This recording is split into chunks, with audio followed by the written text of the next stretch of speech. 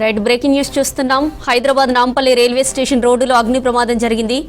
బచ్చా crystal furniture షాప్లో భారీగా మంటలు ఎగిసిపడుతున్నాయి. బిల్డింగ్లోని 4 అంతస్తుల వరకు మంటలు వ్యాపించాయి. బిల్డింగ్లో 2 చిన్నారులున్నట్లు తెలుస్తోంది. దీంతో స్పాట్కు చేరుకున్న ఫైర్ సిబ్బంది వారిని రెస్క్యూ చేసేందుకు యత్నిస్తున్నారు.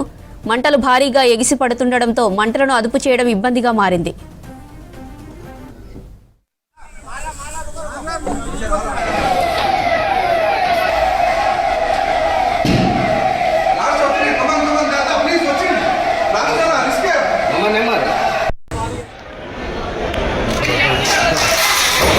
उधर जाओ। नहीं वो आगे रखो। नहीं, गर्म हीट हो रहा वो ज़्यादा है। मैं जब से यहाँ लग रहा था मैं छोड़ दे के चले पूरा फर्नीचर को लगते अब ऊपर इसमें बिल्डिंग के अंदर से अंदर घुसा अभी क्या है क्या आएगी वो बच्चे है एक मिनट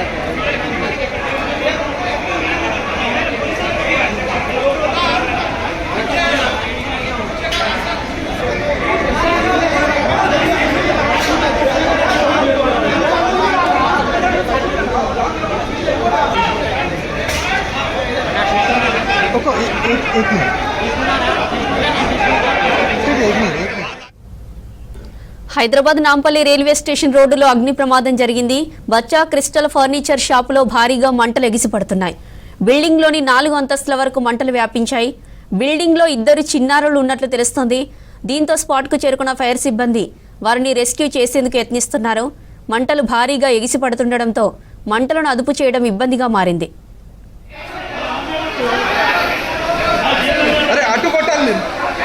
అటు సైడ్ ఎక్కువ ఉంది. చెప్పండి మీరు.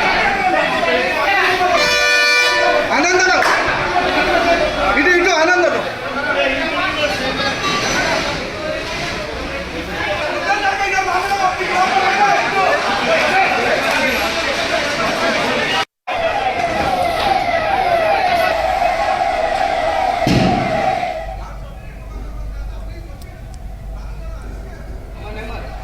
రైటిక్ అగ్ని ప్రమాదానికి సంబంధించిన మరిన్ని డీటెయిల్స్ అజయ్ అందిస్తారు. అజయ్, ప్రమాదం ఎలా జరిగింది? ప్రస్తుతం అక్కడ పరిస్థితి ఏంటి?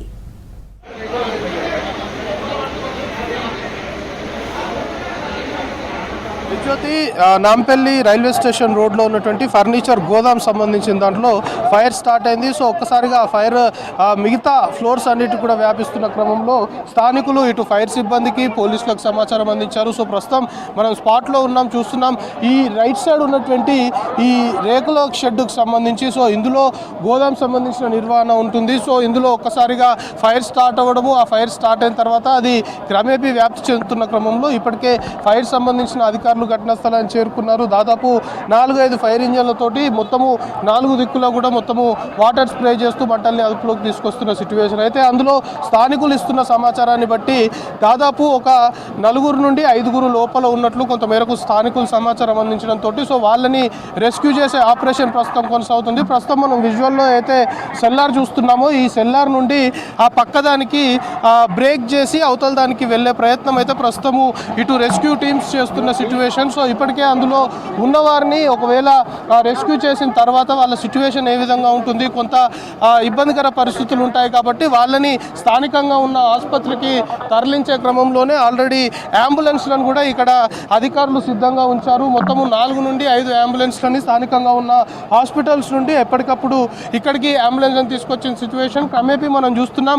ఇదే గోదాం సంబంధించిన దాంట్లో ఫైర్ స్టార్ట్ అయిన తర్వాత పక్క బిల్డింగ్కి మొత్తం కూడా ఫైర్ వ్యాప్తి చెందుతున్న సిచ్యువేషన్. సో పక్కన 4 స్టేర్స్ సంబంధించిన బిల్డింగ్ ఉంది. సో ఆ బిల్డింగ్లో కొంతవరకు వ్యక్తులు ఉన్నారు అనేది ప్రస్తుతం అధికారులకి సమాచారం ఉన్న క్రమంలో సో ఆస్తి నష్టాన్ని పక్కన పెడితే ఫస్ట్ ప్రాణ నష్టం జరగకుండా చూడాలి అనేది అధికారులు అయితే భావిస్తున్నారు. సో ఇప్పటికే పోలీసులు దాంతోపాటు ఇటు రెస్క్యూ టీమ్స్ అన్ని కూడా ఘటనా స్థలానికి చేరుకున్నాయి. ప్రస్తుతం మనం విజువల్స్లో చూస్తున్నాం. మొత్తము ఒక టెన్షన్ వాతావరణం అయితే నెలకొంది. స్థానికులు ఎప్పుడైతే ఫైర్ స్టార్ట్ అయిందో మంటలు వ్యాప్తి చెందుతున్నాయో వెంటనే అధికారులకు సమాచారం అందించడము, ఎట్ ది సేమ్ టైం మనుషులు లోపల ఉన్నారు అనేది కూడా చాలా క్లియర్గా చెప్పిన situation. So fire first start అయినప్పుడు 2 చిన్నారులు కూడా లోపల ఉండడం జరిగింది. సో ఆ 2 చిన్నారులని క్షేమంగా బయటకు తీసుకొచ్చారు అధికారులు. సో ప్రస్తుతం ఏదైతే ఫైర్ సంబంధించి స్టార్ట్ అయిన గోదాం సంబంధించింది ఉందో సో దాన్ని మొత్తం కూడా బ్రేక్ చేశారు. సో బ్రేక్ చేసి లోపలికి వెళ్ళే ప్రయత్నం చేస్తున్నారు. సో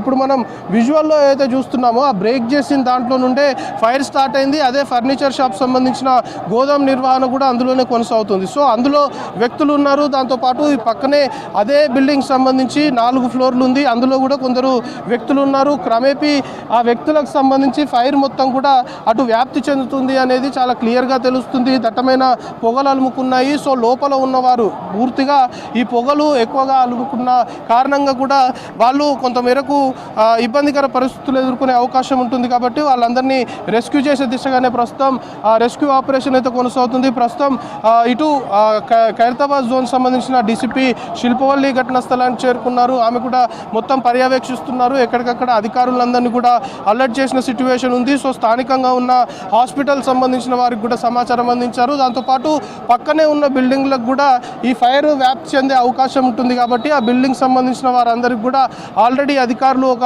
అలర్ట్ జారీ చేశారు. ఎవరు కూడా ఇళ్లలో ఉండకూడదు, బయటికి రావాలి. ఎక్కువగా ఇక్కడ షాప్ సంబంధించిన నిర్వహణ కావచ్చు, గోదాం సంబంధించిన నిర్వహణ ఎక్కువగా ఉంది. కాబట్టి సో ఇప్పుడు జరిగింది కూడా ఈ ఫర్నిచర్ షాప్ సంబంధించిన గోదాంలోనే ఫైర్ జరిగింది. సో ఒక్కొక్కరుగా పోలీసులు కూడా ఇటు సెల్లార్ నుండి ఒక్కొక్కరిని బయటికి తీసుకొస్తున్న సిచ్యువేషన్ ఉంది. సో లోపల ఉన్న వ్యక్తులు ఎవరైతే ఉన్నారో వాళ్ళందరినీ పక్క బిల్డింగ్ సంబంధించిన సెల్లార్ని యూజ్ చేసుకొని ఇప్పుడు ఫైర్ జరిగిన దాంట్లోకి వెళ్ళే దిశగా కొంత బ్రేక్ చేసి లోపలికి వెళ్ళే ప్రయత్నం చేస్తున్నారు. సో కుటుంబ సభ్యులు ఎవరైతే లోపల ఉన్నారో వాళ్ళకి సంబంధించిన కుటుంబ సభ్యులు కూడా ఇక్కడికి ఒక్కొక్కరుగా చేరుకుంటున్న సిచ్యువేషన్. అంటే వాళ్ళ పరిస్థితి ఏ విధంగా ఉంది అనే దానిపైన కొంతవరకు ఆందోళన చెందుతున్నారు కుటుంబ సభ్యులు. సో కుటుంబ సభ్యులు చాలా క్లియర్గా అధికారులకు కూడా చెప్తున్నారు. లోపల ఎవరెవరైతే ఉన్నారో వాళ్ళకి సంబంధించిన వివరాలన్నీ కూడా ఇప్పటికే అధికారులకి, సంబంధిత పోలీసులకి కుటుంబ సభ్యులు చెప్తున్న సిచ్యువేషన్ ఉంది. సో ఇప్పటికీ మనకు అందుతున్న ఇన్ఫర్మేషన్ బట్టి కొందరు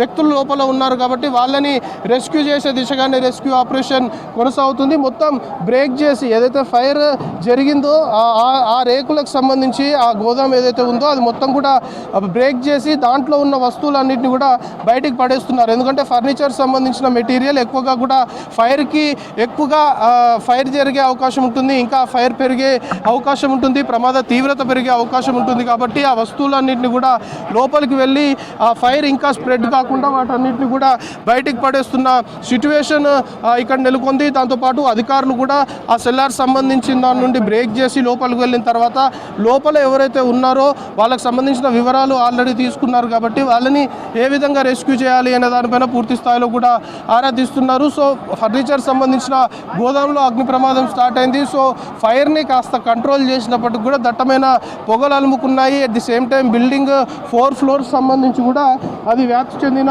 సిచ్యువేషన్ ఉంది. కాబట్టి సో ఇక్కడ రెస్క్యూ చేసి లోపల ఉన్న వ్యక్తిని కూడా సెల్లార్ నుండి లోపల ఉన్న వ్యక్తుల్ని బయటికి తీసుకొస్తున్న సిచ్యువేషన్ కూడా మనం చూస్తున్నాం. పోలీసులు పూర్తి స్థాయిలో ఈ సెల్లార్లో నుండి మొత్తం బ్రేక్ చేసిన తర్వాత లోపలికి వెళ్ళి లోపల ఎవరైతే ఉన్నారో వాళ్ళందరినీ కూడా బయటికి తీసుకొచ్చే ప్రయత్నం చేస్తున్నారు. సో ఓవరాల్గా ఈ ఫైర్ యాక్సిడెంట్ సంబంధించి మనం విజువల్లో చూస్తున్నాం. సెల్లార్ నుండి కొందరు వ్యక్తుల్ని బయటికి తీసుకొస్తున్నారు పోలీస్ అధికారులు. మొత్తం కూడా బ్రేక్ చేసి లోపల ఉన్న వ్యక్తుల్ని బయటికి తీసుకొచ్చే ప్రక్రియ అయితే కొనసాగుతుంది. ఒక విధంగా రెస్క్యూ ఆపరేషన్ని చాలా సీరియస్గా పోలీసులు నిర్వహిస్తున్న సిచ్యువేషన్ ఉంది. దాంతోపాటు ఈ ఫైర్ సంబంధించి అంటే ప్రత్యక్షంగా ఫైర్ జరిగినప్పుడు ఉన్న వాళ్ళని కూడా పోలీసులు అడిగి తెలుసుకుంటున్నారు. ఏం జరిగింది, ఫైర్ ఎట్లా స్టార్ట్ అయింది అనే దానిపైన పూర్తి స్థాయిలో కూడా ఆరాధిస్తున్న సిచ్యువేషన్ ఉంది. మెయిన్గా ఇక్కడ ఫైర్ సంబంధించిన సేఫ్టీ మెజర్స్ ఏవి పాటించకపోవడం వల్లనే ఫైర్ జరిగినప్పుడు కంట్రోల్ చేయలేకపోయామని తెలుస్తుంది. మనం విజువల్లో చూస్తున్నాం. ప్రస్తుతం ఈ మెరూన్ కలర్ సంబంధించిన షర్ట్ చెందిన వ్యక్తి లోపల నుండి అతన్ని రెస్క్యూ చేశారు. అతన్ని లోపల నుండి బయటికి తీసుకొచ్చిన సిచ్యువేషన్ మనం విజువల్లో చూస్తున్నాం. అతన్నే లోపల నుండి అధికారులు మొత్తం కూడా రెస్క్యూ చేసి బయటికి తీసుకొచ్చారు. సో అతని నుండి వివరాలు తీసుకుంటున్నారు. ఫైర్ ఏ విధంగా జరిగింది, ఫైర్ యాక్సిడెంట్ ఫస్ట్ అగ్ని ప్రమాదము సంభవించినప్పుడు సిచ్యువేషన్ ఏ విధంగా ఉంది అనేది వీళ్ళు ఆ గోదాంలో ఉన్నారు కాబట్టి వీళ్ళ నుండి పూర్తిగా కూడా అధికారులు అన్ని తెలుసుకుంటున్న సిచ్యువేషన్ ఉంది. సో ఓవరాల్గా ఈ ఫైర్ యాక్సిడెంట్ సంబంధించి అంటే సేఫ్టీ మెజర్స్ ఎక్కడ పాటించలేదు, ఫైర్ సేఫ్టీకి సంబంధించిన ప్రికాషన్స్ కూడా తీసుకోలేదు. కాబట్టి ఈ ప్రమాదం జరిగినప్పుడు వెంటనే ఫైర్ని కంట్రోల్ చేయలేకపోయాము అనేది కొంతమేరకు అధికారులు భావిస్తున్నారు. అయితే నాంపల్లి స్టేషన్ రోడ్ సంబంధించి ఈ ఫర్నిచర్ గోదాంలో జరిగినటువంటి ఈ అగ్ని ప్రమాదానికి సంబంధించి ప్రస్తుతం రెస్క్యూ ఆపరేషనే కొనసాగుతుంది. లోపల ఉన్న వారిని బయటికి తీసుకొచ్చే ప్రయత్నం చేస్తున్నారు, మంటల్ని అదుపు చేసే ప్రయత్నం చేస్తున్నారు. సో అగ్ని ప్రమాదానికి గల కారణాలు ఏంటి అనే దానిపైన మొత్తం కంట్రోల్ అయిపోయిన తర్వాత ఒక క్లారిటీ వచ్చే అవకాశం ఉంది. సో ప్రస్తుతానికైతే లోపల ఎవరైతే వ్యక్తులు చిక్కుకొని ఉన్నారో వాళ్ళని రెస్క్యూ చేసే ఆపరేషన్ అయితే కంటిన్యూ అవుతుంది.